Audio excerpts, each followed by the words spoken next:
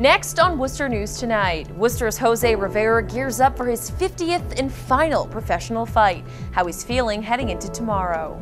Plus, a Southbridge man is getting backlash from neighbors after hanging a Nazi and a Confederate flag in his front lawn.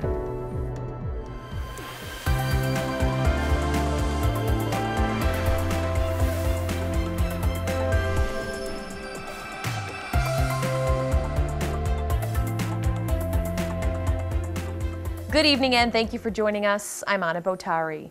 Friday night will mark the final time Jose Rivera will fight professionally. The Worcester boxer and three-time champion has already been in 49 fights and says the next one will be one of his biggest accomplishments, especially because it will take place here in the city. Our Cam Jandro is live in the city tonight with those details. Cam? Anna, Jose Rivera's career has spanned more than 25 years. He's had great success winning 3 world titles. Well, tomorrow night, that all comes to an end right here in Worcester at the Palladium. Let's go! Jose Rivera steps onto the scale for the final time. The 46-year-old will have his 50th professional fight Friday night. I'm feeling great. I'm ready to go. A lot of hard training went into this. We're talking about 5 months of a grueling camp, and each month it got harder and harder. The 3-time world champion will finish off his career in his hometown. Rivera is dedicating his last fight to the Worcester Boys and Girls Club, an organization very close to his heart. I moved to Worcester when I was 16 years old, and the club was kind of like took me in, not just the club, but the members, the camaraderie we built. The fight card is being billed as the Quest for 50. Rivera's son AJ was young when he was winning titles. He's no longer watching his dad from the stands. I grew up watching my dad's fights, and now I'm the one making my dad's fights. So it's definitely a fun feeling. In recent years, Rivera and AJ have promoted fights in the city under their label Rivera Promotions Entertainment. AJ says watching his dad fight for the last time will be a bittersweet moment. He gets to just enjoy life. And then, like I said, it's sad at the same time because a lot of my personal memories growing up, 90% of it was through boxing. Rivera will face Travis Sweetfeet Scott from Baton Rouge, Louisiana. He's 19-5 with 5 knockouts, a challenge the champ is looking forward to. It's going to be a tough fight, and I think that makes it much more special for me that I know that I never took an easy road out, and I always try to give my best to my fans and put on a great fight.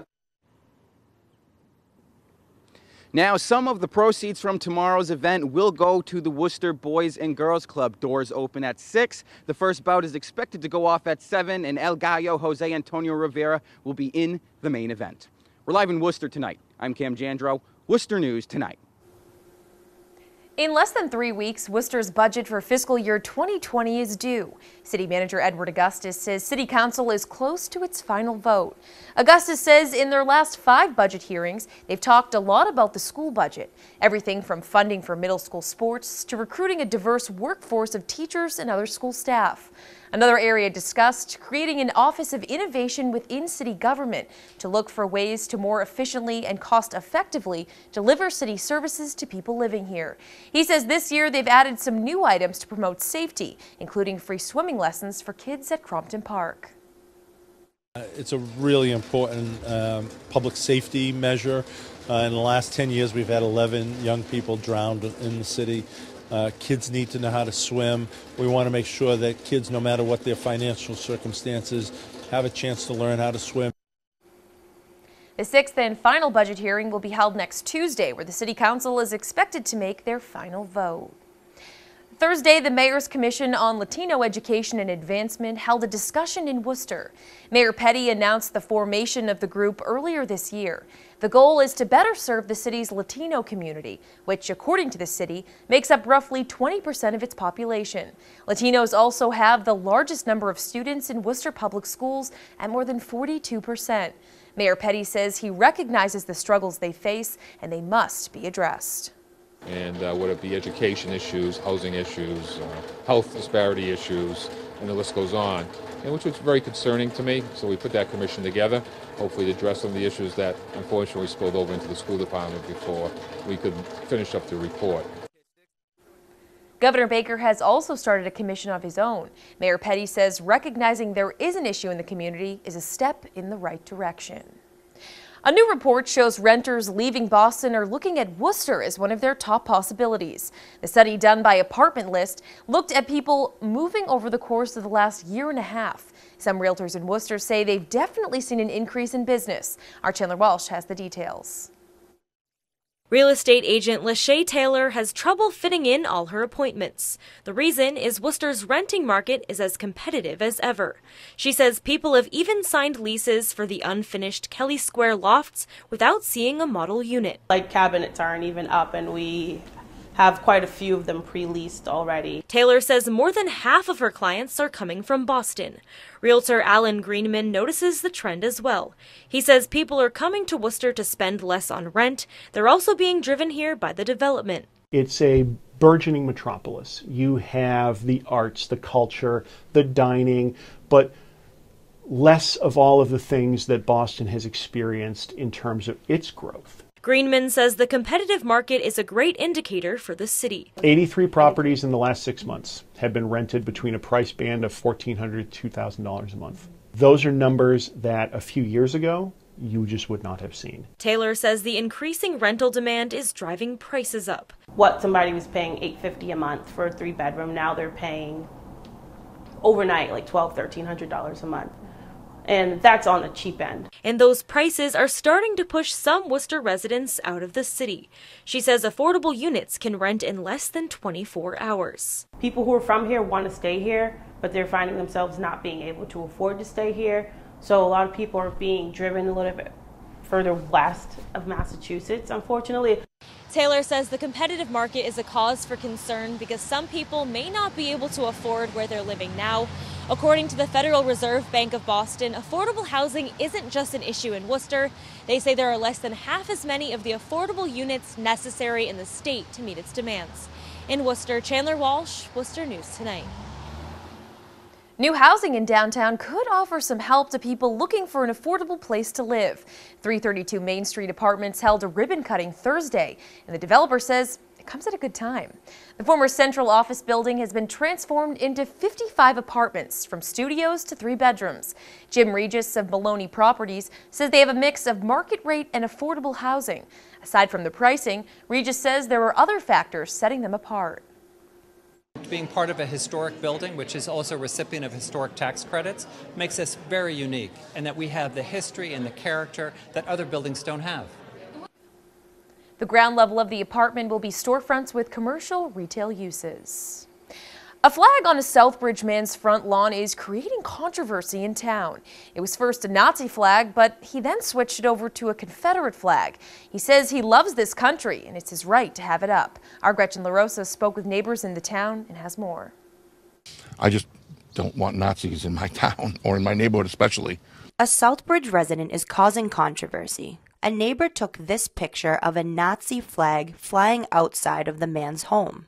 And especially a town like Southbridge that has such a minority population, thinking about the school kids driving by on the bus and seeing that, no, I just can't, I can't tolerate it. Neighbor Brian Harvard noticed the Nazi flag while walking through the neighborhood. He says he's pleased the flag was taken down, but was disappointed to see it replaced this week by a Confederate flag. I think it's similar. I think it stands for the same kind of reaction. It tries to get that same kind of reaction. I know people think, you know, the whole argument of what the South actually stood for, but it stood for owning people.